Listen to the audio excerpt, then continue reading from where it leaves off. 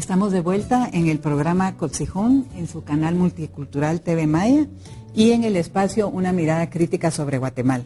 Estamos tratando el tema sobre deuda agraria y desarrollo rural integral y nos acompañan Daniel Pascual, Eugenio Inset y Elmer López.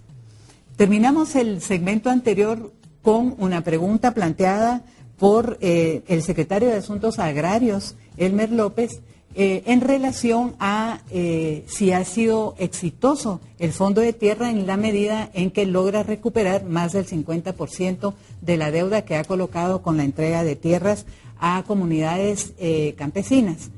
Nos quedamos con esa pregunta planteada y queremos pedirle a Elmer que sea él mismo quien nos haga el primer acercamiento a la respuesta para pedirle después a nuestros otros dos panelistas que se pronuncien al respecto. Entonces, Elmer. Muchas gracias, Clara. Bueno, el punto fundamental desde mi particular punto de vista es si los exitosos en el pago de la tierra proviene ese dinero de los frutos del trabajo en la finca, que ha sido, digamos, dada en forma de crédito. Y quisiera dar algunos datos. Más o menos el 40% de esas fincas que han sido totalmente pagadas, el dinero proviene del mismo subsidio que da Fontierras.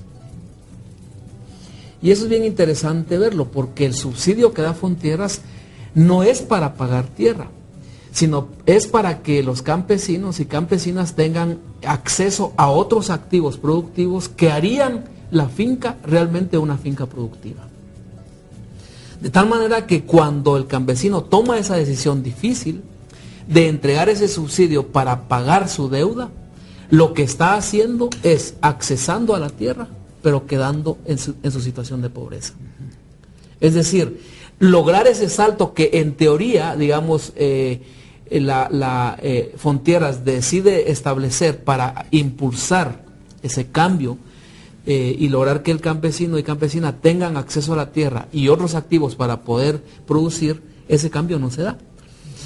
Entonces, ahí lo que estamos viendo básicamente es de que prácticamente se está subsidiando toda la tierra, pero solo la tierra no es nada para lograr sacar adelante a las familias. Ese es un tema. Pero el otro tema es que la gran mayoría del dinero que se está usando, digamos el otro 60%, tampoco viene de producir la tierra. Viene de cualquier otra fuente, pero no de producir la tierra. Muchas veces de ingresos de las familias porque salen a trabajar, reciben remesas y de otras fuentes. De tal manera que yo diría que sí, uno de los objetivos fundamentales de Fontierras es que la finca va a ser sostenible y con ese dinero se va a pagar. Eso no se está cumpliendo. ¿Cómo reaccionamos a esto, Daniel? ¿Qué pasa ahí? No, yo creo que es lo incompleto que es la atención de la problemática agraria. Creo que aquí hay una cuestión que sobresale, ¿verdad? Normalmente se dice que la entrega de tierras a comunidades campesinas ha sido un total fracaso. Y normalmente los terratenientes ponen, por ejemplo, la entrega de tierras en La Blanca, en Ocos y otros lugares. Nuevamente sucede lo mismo, que detrás del fondo de tierra hay una farsa y hay una estrategia bien montada. Y es efectivamente, no solo el acceso a la tierra no está acompañado o no está en el marco de una estrategia real de desarrollo rural integral, sino que tampoco está incorporado dentro de una estrategia de desarrollo productivo. O sea, se ha dotado de tierras a comunidades campesinas, y en este caso con grandes deudas, pero no así de toda la cadena productiva. Ahí está la trampa. Entonces el hecho de colocar a comunidades campesinas en una finca donde no hay infraestructura, no hay medios de comunicación, no hay vivienda, no hay escuela, no hay ni un puesto de salud, entonces lo que hace es, el mismo sistema del mercado de tierras trae consigo mismo como las mismas enfermedades que hagan hacer fracasar a la comunidad campesina. Únicamente ahí explicamos de por qué no solo hay deserción en algunos casos, de familias campesinas, porque lo que siente una comunidad indígena campesina es que antes era pobre, pero al accesar a ese crédito no solo es una comunidad indígena, es ahora pobre y con deuda.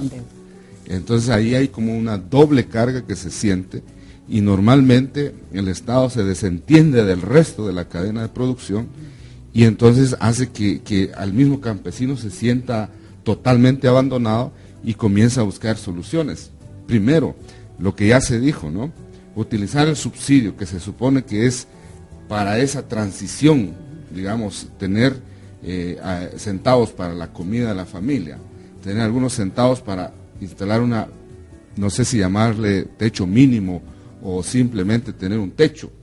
Y ese fondo era para activar o comenzar a producir las tierras. Ajá. Entonces, ¿qué es lo que hace la familia campesina? Y ahí está la trampa de aparentemente recuperación de la deuda. Es que todo ese subsidio que iba para, digamos, que la familia tuviera esos centavos para asentarse, lo que hacen es pagar con eso la deuda. Significa que entonces se quedan sin nada para la alimentación, no sabemos cómo le hacen para la vivienda, y entonces lo que hacen es realmente, es como quien dice, a partir de su propio hambre, digamos, de no usar esos fondos para producir, y lo usan sí para pagar la deuda. Eso significa que aceptan no solo estar en unas condiciones más inhumanas, y que creo yo que es, como decía, es parte de la trampa, porque entonces si el Ministerio de Agricultura y otros entes no, digamos, invierten para la producción, la familia campesina está en estas condiciones de ahora, con una deuda, con una situación de hambruna, teniendo tierras, y precisamente muchos prefieren irse a Estados Unidos, y tal vez consiguiendo el trabajo ahí pagan la deuda, sí, posteriormente volver, pero eso creo que no es en ningún sentido de la palabra parte de una estrategia de desarrollo agropecuario en el país. Sí. Yo creo, Eugenio, entonces que sí, digamos, hemos oído la palabra trampa, hemos oído también de parte de Elmer este uso del subsidio, ¿verdad?, para pagar, y la imposibilidad de hacer producir la tierra.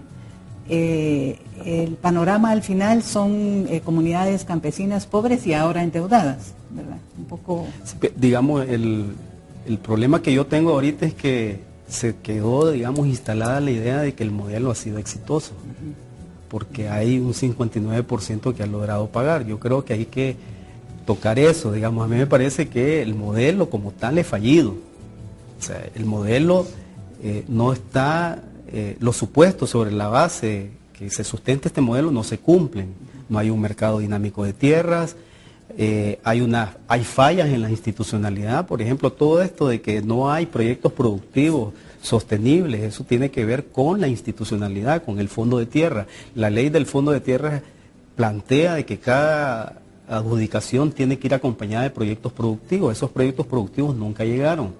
Entonces, hay problemas del modelo, hay problemas de la institucionalidad que han generado, pues, que por lo menos un colectivo bastante significativo de las 249 fincas adjudicadas entre el 97 y el 2008, por lo menos 130 hayan pedido una condonación parcial de la deuda. Yo quisiera agregar de que el modelo es fallido, pero la estrategia de recuperación de cartera del Fondo de Tierra ha sido muy exitosa. O sea, eso sí es cierto, por los mecanismos que ya explicaron Daniel y Elmer.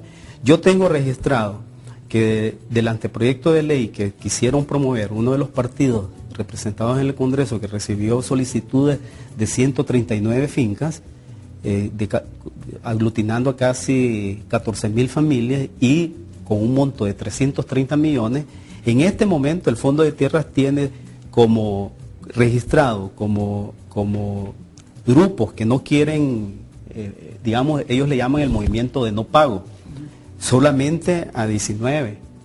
O sea, y tienen a 108 caracterizadas como que tienen la disposición de pagar. Pagos al día tienen 33, periodos de gracia 9, en mora pero en disposición de pago 66. Entonces, me parece que la estrategia del Fondo de Tierras es individualizar, dar un tratamiento individual, no tratar el tema de la deuda como un asunto institucional de una institución que no operó bajo los supuestos con los cuales fue creado, no acompañó a estos grupos con proyectos productivos, no hubo un acompañamiento exportador, entonces muchas de estas fincas se encuentran en condiciones de sobrevivencia y me parece que es responsabilidad del Estado asumir esta. Yo veo que la estrategia va a seguir siendo individualizar porque ha sido exitosa. Las familias necesitan tener certeza jurídica de sus tierras y pues frente a una incertidumbre de una negociación larga, o sea, esta negociación de la deuda viene desde el tiempo de Colón, sigue ahora y las perspectivas que yo veo de que se afiance esta estrategia individualizadora ha sido exitosa. El Fondo de Tierras ha dicho de que no va a entrar en este tema de la condonación y va a invertir cerca de 40 millones para recuperar una cartera de 330 millones. Esa inversión de 40 millones en recuperar la cartera básicamente está destinada para generar ciertos proyectos productivos que me parece que es muy poco, ¿verdad? Y quisiera yo quisiera cerrar este tema de la deuda agraria planteando de que me gustaría conocer con mayor detalle cuáles son las características de este programa emblemático que quiere desarrollar el gobierno sobre promoción de las economías campesinas, porque me parece que los grupos que están metidos, digamos, en la dinámica del Fondo de Tierra pueden formar parte de este programa de dinamización de economías campesinas, pero tiene que ver mucho en cómo se les está viendo. No solo a este grupo endeudado, sino a por lo menos 700.000 fincas digamos, lo que se llama minifundios, menores de 2 manzanas, que operan, digamos, con una lógica campesina, de economía campesina. A mí me parece que el tratamiento que el Estado, el gobierno actual le quiere dar al tema de la economía campesina pasa por cómo la está comprendiendo y cómo está comprendiendo no solamente a este grupo endeudado, sino a por lo menos una parte significativa de pequeñas economías que están en las mismas condiciones del grupo endeudado, que no tienen capacidad de reproducirse de manera sostenida. Gracias. Yo creo que esto último que dice Eugenio nos permite una transición a otro tema, pero yo quisiera recalcar para cerrar este segmento en esta paradoja, ¿verdad?, de un mecanismo exitoso para recuperar los fondos por parte del Fondo de Tierras, pero que es al mismo tiempo un modelo fallido. Es un modelo fallido en la medida en que los beneficiarios, usemos ese término, no logran salir del estado de pobreza en el que estaban cuando accedieron a la tierra. Entonces digamos, propongo yo a ustedes como una conclusión que estamos ante un mecanismo exitoso para financieramente hablando. El término éxito entonces sería bastante superficial para definir y mostrar, ilustrar lo que realmente está pasando en las familias campesinas, que de todos modos están en la misma situación de pobreza. Y Eugenio nos permite también entonces hacer las preguntas que ven un poco hacia futuro sobre entonces cómo se fortalecen las economías campesinas, y en general nos permitirá entrar al tema de desarrollo rural integral que queremos tratar entonces en nuestro próximo segmento, al que llegaremos en pocos segundos. Gracias.